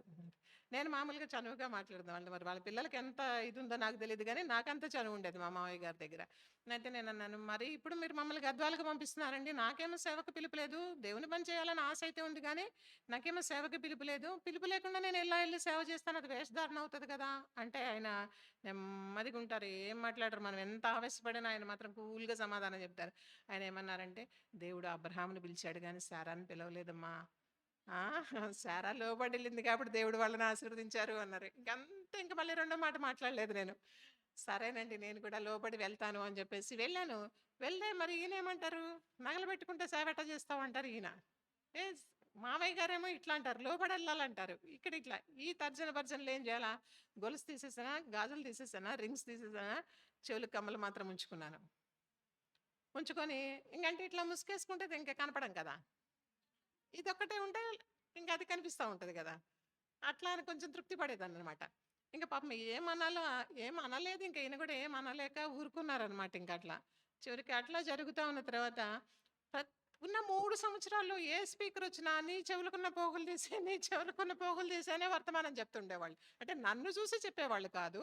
అంటే జనరల్‌గా వాళ్ళు మెసేజ్‌లో చెప్తుండేవాళ్ళు.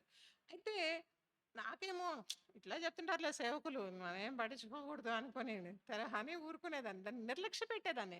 అంటే అలా దేవుడు మాట్లాడినప్పుడు నిర్లక్ష్య పెడితే ఆహ్, దేవుడిచ్చే ఆశీర్వాదాన్ని ఎంత పోగొట్టుకుంటామో నేను ప్రాక్టికల్‌గా చూసాను. అయితే ఆ తర్వాత అక్కడి నుంచి వచ్చేసిన తర్వాత మేము ఒక విషయం కొరకు 5 సంవత్సరాలు ప్రార్థన చేసాం. 5 సంవత్సరాలు ప్రార్థన చేసిన పిల్లలు అందరం కలిసి చేసేవాళ్ళం. చిన్న చిన్న పిల్లలు వాళ్ళు కూడా చేస్తూ ఉండేవాళ్ళు. అయినా కూడా దేవుడు జవాబిచ్చేవాడు కాదు. ఒక రోజున తను వేరే ఊర్లో ఉన్నారు. ఆ! ఆ ఆ పని మీదే వెళ్లారు. అయితే నేను ప్రార్థన చేసిన, "ప్రభా! నువ్వు ఎట్లైనా సరే కార్యం చేయాలి ప్రభా! నువ్వు చేస్తానన్నావు కాబట్టి చేయాలి ప్రభా!" అంటే, "నువ్వేమో చేస్తానన్నావు కాబట్టి చేయాలి ప్రభా నన్నంటావా? నేను చెప్పినవి మాత్రం నువ్వు చేయవా?" అంటున్నాడు దేవుడు. "ఏం చెప్పావు ప్రభా నాకు నువ్వంటే, నువ్వు చెవులకు పోగులు తీసేయంట 5 సంవత్సరాలు తీసేయలేదే. నేను మాత్రం నువ్వు చెప్పింది చేయాలనా నీకు?" అని చెప్పి అని అంటా ఉంటే ఒకలాంటి భయమేసింది. భయమేసి, "ప్రభా! నాకు నీకంటే ఏది గూడా ఎక్కువ కాదు ప్రభా! నువ్వు నా జీవితంలో కార్యం చేయడానికి ఇదే ఆటంకమైతే నేను దీన్ని తీసేస్తానని ఇంక ఆయనకి కూడా చెప్పలేదు. ఆయన నన్నెప్పుడు ఏ విషయాల్లో ఏం అభ్యంతరం పెట్టేవాళ్ళు కాదసల. ఆయనకి గూడా చెప్పలేదు. ఆయనకి నేను పెట్టుకున్నా ఇష్టమే, పెట్టుకోకపోయినా ఇష్టమే. పరిచర్య నిమిత్తం నేను పెట్టుకోకపోతే ఇష్టమే. పరిచర్య కాకుండా అయితే నేను పెట్టుకుంటే ఇష్టమే. పరిచర్య కొరకు నేను ఏది త్యాగం చేసినా గూడా ఆయనకి ఇష్టమే దేవుని కొరకు. తనకి చెప్పకుండా వెంటనే, "సరే ప్రభువా! నేను తీసేస్తాను. ఇప్పుడే తీస్తాను. నువ్వు కార్యం చేసినా చేయకపోయినా తీసేస్తాను ప్రభు" అని నాలుక మీద మాట ఉండగానే, నా నోట మాట ఉండగానే నాకు ఫోన్ కాల్ వచ్చింది. పని సక్సెస్ అయింది అని. నేనింకా వెంటనే నాకు అర్థం కాలే, "ప్రభా! నీ ఆశీర్వాదానికి నేను అడ్డుబండగా ఉన్నాను. దయచేసి నన్ను క్షమించండి" అని వెంటనే నేను తీస్తాను. తర్వాత వెంటనే నేను, "ప్రభా! ఇప్పుడు నేను 10 మందిలోకెళ్ళినప్పుడు నాకు వాళ్ళ ఒంటి మీద ఉండే బంగారం కనపడకూడదు ప్రభా! నాకు మరి నువ్వు అట్లాంటి మనసు ఇయ్యాలా" అని ప్రార్థన చేసుకున్నాను. ప్రార్థన చేసుకున్న తర్వాత నెక్స్ట్ డేనే నేను అంటే ఒక గొప్ప వాళ్ళ పెళ్ళికి, అంటే గొప్ప పేద అని కాదు నేను చెప్పేది, సహజంగా ఉంటది కదా! కదండీ! గొప్పోళ్ళ పెళ్ళిలో గొప్ప రకంగానే ఉంటది. మామూలు మనలాంటోళ్ళ పెళ్ళిలో, మాలాంటోళ్ళ పెళ్ళిలో మామూలుగానే ఉంటది కదా! ఒక చాలా పెద్ద గొప్ప వాళ్ళ ఇంటికి పెళ్ళికెళ్ళాల్సొచ్చింది. అప్పుడు నేను అనుకున్నాను, "ప్రభా! నేనిప్పుడు అక్కడికెళ్తున్నా. అక్కడ మనుషులు తప్పించి మనుషులు కనపడరు గానీ బంగారమే కనిపిస్తది. కానీ అది నా కళ్ళకి కనపడకూడదు ప్రభా! ఇది నేను తీసేయడం నీ చిత్తమైతే." అంటే ఆల్రెడీ దేవుడు రుజువు చేశాడు. అయినా కూడా కండిషన్స్ అనమాట. అంటే అనుకోని ప్రేయర్ చేసుకుంటే నిజంగా అంటే దేవుడు ఎంత గొప్పోడో, ఆయనకి కొంచెం మనం లోబడితే ఎంత గొప్ప కార్యాలు చేస్తాడో మనకు అర్థం కాదు. అది మనం అనుభవిస్తేనే అర్థమవుతుంది. వెళ్ళాను పెళ్ళికి. నేను చెప్పినట్లుగానే ఉంది అక్కడ వ్యవహారం. కానీ నాకు దేని మీద కూడా మనసు పోలేదు. అంటే ఏది కూడా నా కళ్ళకి కనపడలేదు. దేవుడు అట్లా నాకు సహాయం చేస్తూ వచ్చాడు. కాబట్టి సాయంకాల సమయంలో కొంచెం మనం ఆయన ఆజ్ఞలను అనుసరించి నడుచుకుంటే, కొంచెం ఆయన ఎదుట నీతిమంతులంగా నడుచుకుంటే, ఆయన కోరినటువంటి భక్తి మనం కలిగి జీవిస్తే మనం చాలాసార్లు మన భక్తిని బట్టి మనం అతిశయపడిపోతూ ఉంటాం. నేను ఇంత భక్తి ఉన్నాను కదా అనుకుంటాం కదా. దేవుడు కోరినటువంటి భక్తి మన జీవితాల్లో దేవుడు చూసినప్పుడు దేవుడు తప్పకుండా మనకి సహాయం చేసే పడుకుంటాడు. ఆయన ఆలస్యాలు వెనుక ఆశీర్వాదమే ఉంటుంది కానీ దుఃఖం ఉండదు. ఆయన దుఃఖానికి ప్రతిగా సంతోషాన్ని ఇచ్చాడు. అట్లా నా జీవితంలో దేవుడు తన కృపని నాకు దూరం చేయకుండా సహాయం చేస్తూ వచ్చాడు. 2012లో మ్యాసివ్ అటాక్ వచ్చింది ఈయనకి. ఎప్పుడు కూడా ఆయన అసలు కనీసం జ్వరం వచ్చిందని చెప్పడం కూడా వినలేదు నేను. అప్పటికి మాకు 20 ఇయర్స్ అయింది, మ్యారేజ్ అయ్యి 20 ఇయర్స్ అయింది. అప్పుడు ఇంకా ఆల్మోస్ట్ హాస్పిటల్లో ఏం చెప్పారు అంటే, అయిపోయింది ఇంకా, మీరు ఇంటికి తీసుకెళ్ళిపోవచ్చు అని చెప్పారు. చెప్తే అసలు ఏం అర్థం కావట్లేదు నాకు. ఏంటి ప్రభు అంటే, సంఘమంతా అక్కడే ఉన్నారు హాస్పిటల్లో. చివరికి వెంటిలేటర్ మీదకి వెళ్ళిపోయారు ఈయన. అంటే హైదరాబాద్ తీసుకెళ్ళాలని కొంతమంది, హెలికాప్టర్ తెచ్చి అందులో తీసుకెళ్దాము, టైం సేవ్ అవుతుందని కొంతమంది. హెలికాప్టర్ కాదు కదా, బెడ్ మీద నుంచి మూవ్ చేస్తే ఆయన ఇంకా బతకడు అని డాక్టర్ చెప్తా ఉన్నారు. అట్లా చెప్తున్న టైంలో ఏం చేయాలో అర్థం కాలేదు. వెంటిలేటర్ మీదే హైదరాబాద్ నుంచి అంబులెన్స్ పిలిపించి అందులో తీసుకుని వెళ్ళాలని డిసైడ్ చేసుకున్నారు. తీసుకొచ్చి ఎట్లాగో మొత్తానికి వెంటిలేటర్ చేంజ్ చేసి అంబులెన్స్లో ఎక్కించారు. కర్నూలు నుంచి మేము ఒక 70 కిలోమీటర్స్ బయలుదేరగానే కరెక్ట్గా అంబులెన్స్లో బ్యాటరీ ఛార్జింగ్ అయిపోయింది. ఛార్జింగ్ అయిపోతే అక్కడ ఆపి షాప్లో ఒక షాప్ వాళ్ళని రిక్వెస్ట్ చేసుకొని ఛార్జింగ్ పెట్టుకుందామని పెట్టి ఇలా ప్లగ్ పెట్టగానే కరెంట్ పోయింది. ఈయన ఎప్పుడు ఏం చెప్తుంటారండి అంటే, హాస్పిటల్ కాదు, డాక్టర్లు కాదు మనం స్వస్థపరిచేది. దేవుడు వాళ్ళని కనికరించకపోతే మనం వెల్లూరు వెళ్ళొచ్చు, హైదరాబాద్ వెళ్ళొచ్చు, చెన్నై వెళ్ళొచ్చు, ఎక్కడికన్నా వెళ్ళొచ్చు. దేవుడు మనకు ఆయుష్ ఇస్తే బతుకుతాం, లేకుంటే లేదు అని చెప్తా ఉండేవాళ్ళు. నాకేమో అది మనసులో ఉంటుండేది. వీళ్ళేమో హైదరాబాద్ తీసుకెళ్దామంటే, తీసుకెళ్దామన్నాను అనుకో, ఇక్కడ చెప్పిన బోధకి వ్యతిరేకం అయిపోయినట్టు ఉంటుంది. ఏం చేయ మీ ఇష్టమన్నా, మీరు ఎలా అనుకుంటే అలా డెసిషన్ తీసుకోండి, వాళ్ళ తమ్ముళ్ళని అడగండి అని చెప్పానమాట. చెప్పిన తర్వాత అట్లా సగం దూరం వచ్చేటప్పటికి కరెంట్ పోయింది ఆ షాప్లో అలా ప్లగ్ పెట్టగానే. ఏం చేయాలా, ఏమో అసలు అంత అయోమయంగా అయిపోయింది. మనిషి చూస్తే ఇంత లావుగా అయిపోయి ఇంకా అసలు ఇలా పట్టుకుంటే, అంటే వెంటిలేటర్ మీదే ఉన్నారు, ఇట్లా పట్టుకుంటే ఎక్కడ బెలూన్ పగిలిపోయినట్లు పగిలిపోతారో అన్నట్లు ఉన్నారనమాట. ఇంకా కొంచెం దూరం వెళ్తే పెట్రోల్ బంక్ ఉంటుంది, అక్కడ ఎప్పుడు కరెంట్ ఉంటుంది అని చెప్తే అట్లా వెళ్ళి అట్లాగే మొత్తానికి విండోస్ అన్నీ తీసేసి చాలా ఫాస్ట్‌గా హైదరాబాద్‌కి తీసుకొచ్చేసారనమాట. తీసుకొచ్చిన తర్వాత ఇక్కడేమన్నారంటే, ఫస్ట్ ఆయనకి కిడ్నీస్ ఫెయిల్ అయ్యాయి, డయాలసిస్ చేయాలి అన్నారు. సరే చెయ్యండి అని మళ్ళీ వెంటనే పిలిచి, కాదు ఆయనకి క్యాత్ మార్చాలి అన్నారు. ఓకే చెయ్యండి అని. అంటే మళ్ళీ ఏం అవసరం లేదు, అంత నార్మల్‌గా ఉన్నారు ఆయన. హార్ట్ విషయంలో ఒక 24 అవర్స్ అబ్జర్వేషన్‌లో పెట్టిన తర్వాత అప్పుడు హార్ట్ గురించి ఆలోచన చేస్తాము అన్నారు. సరేనండి అని. అప్పటికి సాయంత్రం 4:30 అయింది టైము. మార్నింగ్ మేము 5 గంటలకి బయలుదేరినోళ్ళం హైదరాబాద్‌లో, కర్నూలులో. అయిన తర్వాత 3 డేస్ అబ్జర్వేషన్‌లో ఉంచిన తర్వాత రేపు యాంజియోగ్రామ్ చేస్తాము. చేసిన తర్వాత ఆయనకి 3 బ్లాక్స్ ఉంటే సర్జరీ చేయాల్సొస్తది, లేకపోతే స్టంట్ ఏస్తే సరిపోతది అని చెప్పి డైరెక్టర్ చెప్పారనమాట మాకు పిలిచి.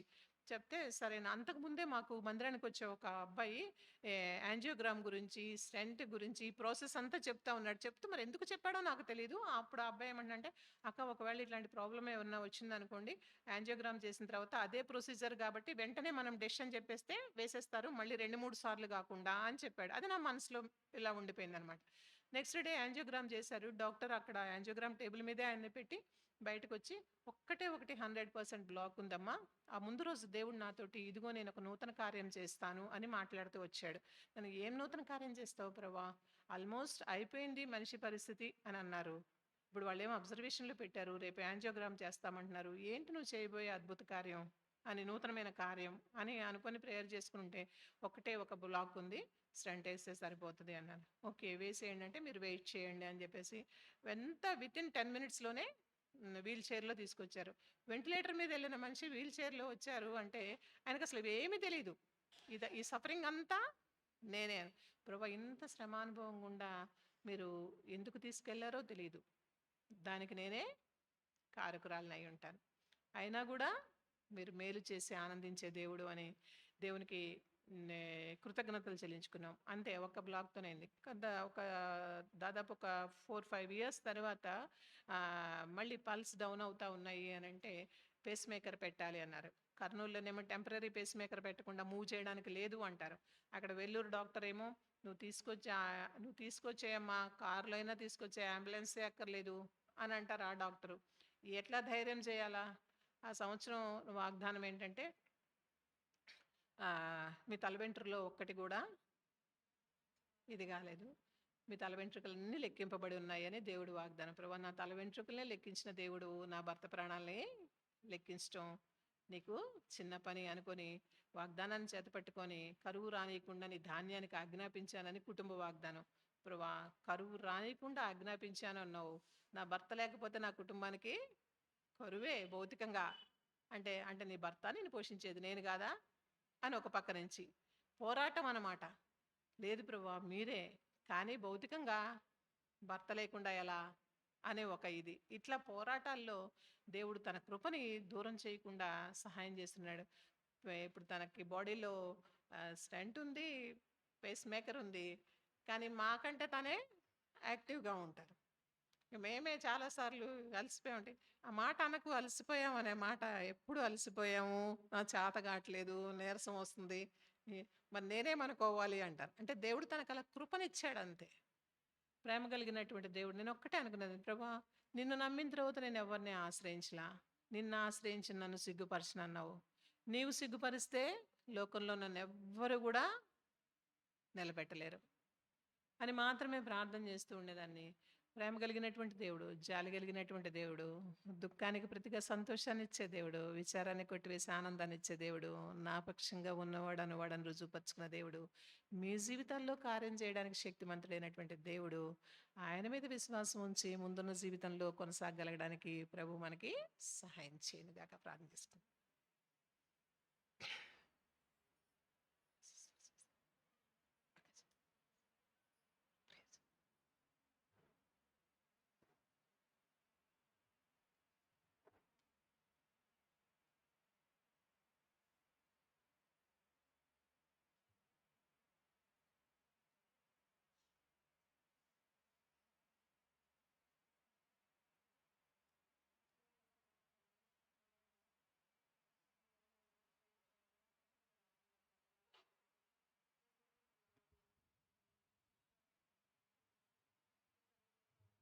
సమయాన్ని బట్టి మీకు వందనాలు స్తోత్రాలు చెల్లిస్తున్నాం తండ్రి. మమ్మల్ని ప్రేమించి ప్రభా మాకు ఇచ్చిన గొప్ప రక్షణ బట్టి మీకు వందనాలు చెల్లిస్తున్నాం తండ్రి. సిస్టర్ ప్రశాంతి ద్వారా నాతోనూ మాతోనూ మీరు మాట్లాడడానికి మీకు వందనాలు. జెరమియా 31:13 ప్రకారంగా ప్రభా నైనా మా దుఃఖాన్ని తీసివేసి సంతోషాన్ని ఇచ్చే దేవుడవు, మా విచారాన్ని కొట్టివేసి ప్రభా నైనా ఆనందాన్ని ఇచ్చే దేవుడవు ప్రభా.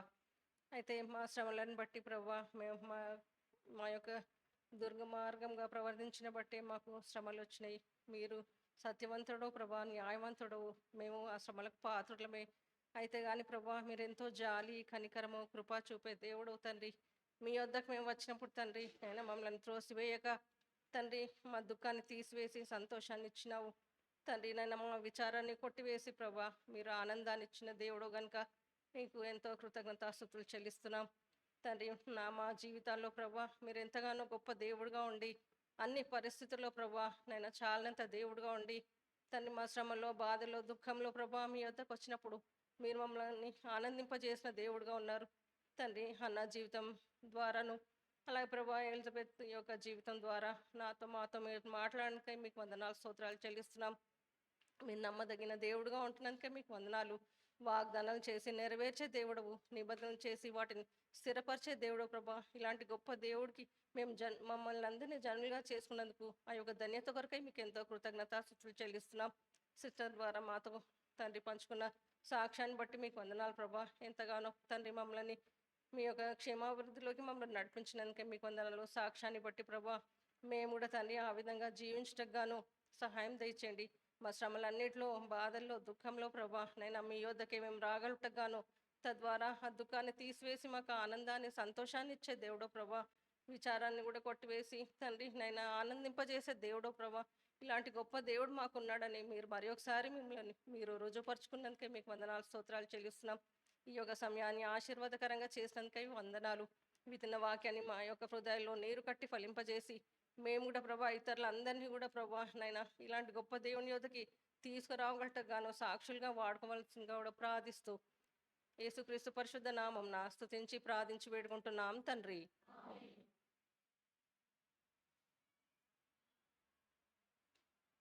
Praise the Lord. Praise.